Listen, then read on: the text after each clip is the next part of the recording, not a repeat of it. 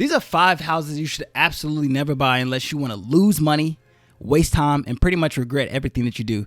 My name is Orlando. I am a real estate inside sales agent. I have been in real estate for about 8 years, and I look at properties all day, every day. So this is my job. The first house that I'm going to talk about is actually called the cash flow trap, what I like to call the cash flow trap. Basically, it looks like a steal. It's usually a cheap property, super high rental income. But the only catch is the area doesn't have a lot of appreciation. There's usually high turnover, and the tenants are typically nightmares because they're in poor areas. Areas like Peoria, Illinois, Flint, Michigan, Van Buren, Arkansas. All of those super small towns that they do have high rents, but the appreciation is so low, they bring the wrong crowd. A $50K house rent for $1,000 a month might sound great, but if it never appreciates, you're pretty much stuck with just like a dead end asset. So the main thing that you want to do is not just buy for cheap for cheap's sake. You want to make sure that it's in an area that is up and coming and that will appreciate over time. Otherwise, you're just going to get people that come in there that are low income, and they continue to be low income, and you just continue to churn and burn your renters. The second property is what I like to call the endless rehab money pit. Basically, what this is fix and flips. They usually can be lucrative. Some houses are pretty much beyond saving. You don't want to save a house that pretty much is a tear down. We see this all the time. We usually give it a negative value. We give it a negative value when we see a house that's pretty much a tear down. Now, we don't automatically say that we cannot buy the property, but what we do is say, hey, we're probably going to have to buy this at single digits. I don't even care. I don't care if the house is worth $140,000, $150,000. We're probably going to need to be in the low single digits to actually pick this property up, because the repair value of the home is going to be so exponential. I know it looks like you're getting a great deal just because it's some cosmetics. A lot of times sellers say it's just some cosmetics, but buyers are liars. Sellers can sometimes sell you their property. A lot of times you get things like major foundation issues, termite damage, or outdated electrical and plumbing. That usually can turn into such a nightmare that what we typically do is we say, okay, it's going to need everything plus those things. You know what I mean?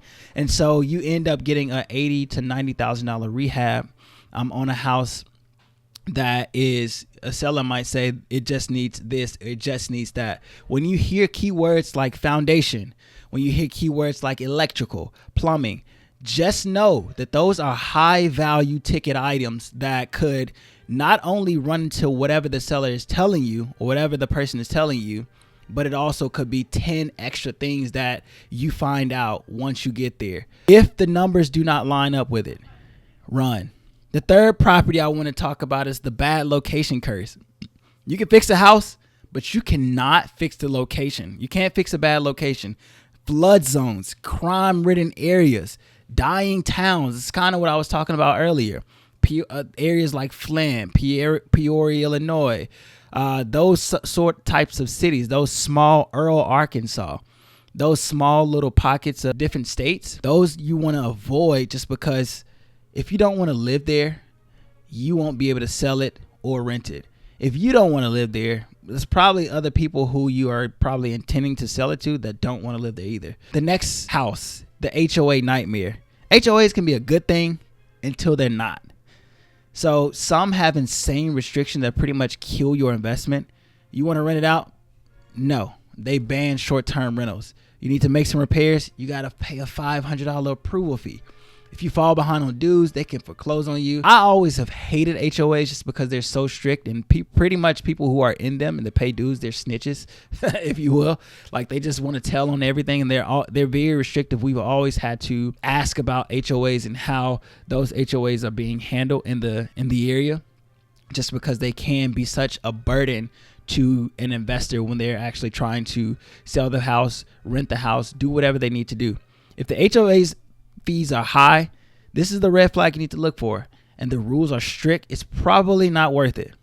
Let's move on to number 5, the illegal landmine property.